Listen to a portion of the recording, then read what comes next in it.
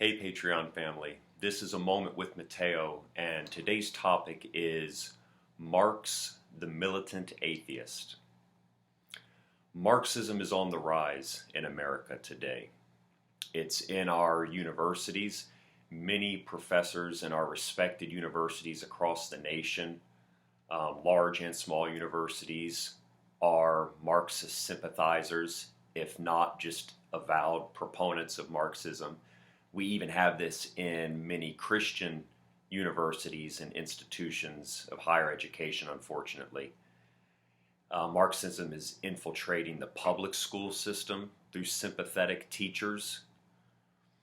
The founders of Black Lives Matter have openly admitted that they are trained Marxists. They've said this without apology. And our current Secretary of State in the Biden administration, Blinken, has flown BLM flags over our embassies around the world, and the founders of BLM have openly said they are trained Marxist. In the Democratic Party, we have several well-known faces, representatives, politicians who are unapologetically socialist, and many millennials now are grafting to those people into the Democratic Party.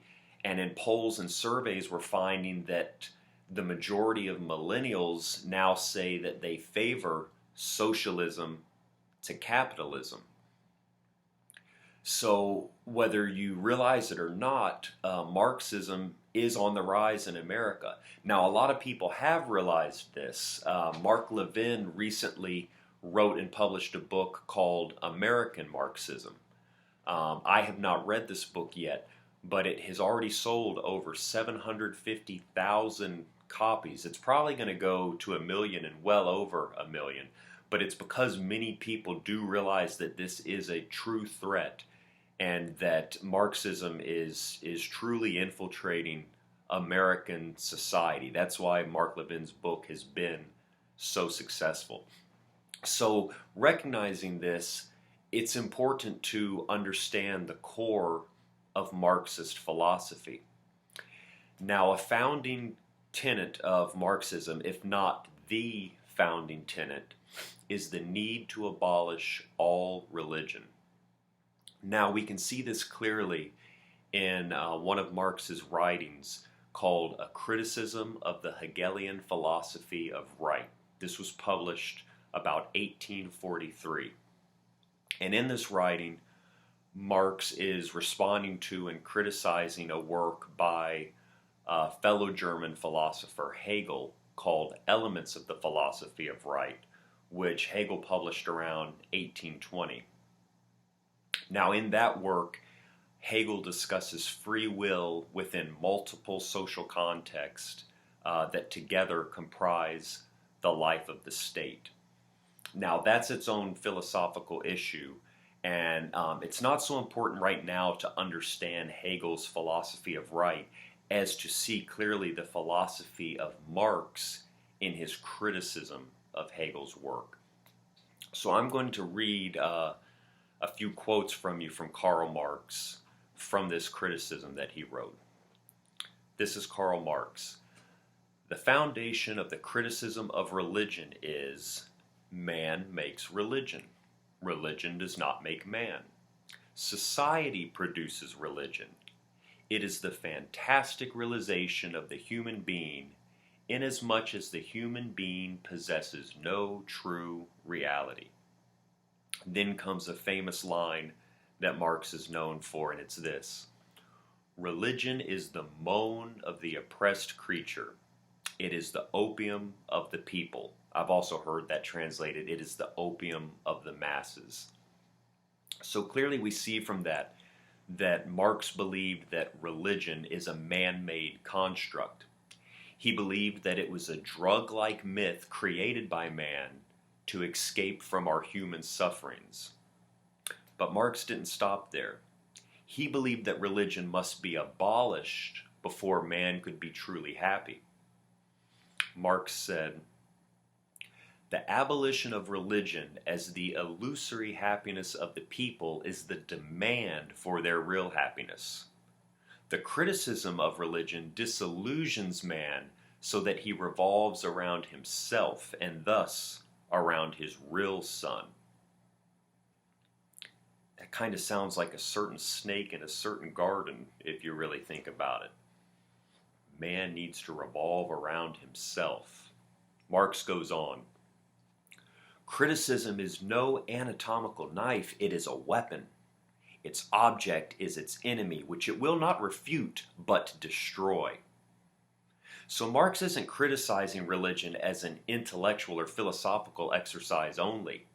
He sees religion as an enemy that must be destroyed. Now, in this work by Marx, he talks about the Protestant Reformation, which also took place in Germany. Marx is German. But Marx felt that the Protestant Reformation was a start in throwing off the shackles of religion, but that it didn't go far enough. This is what Marx says.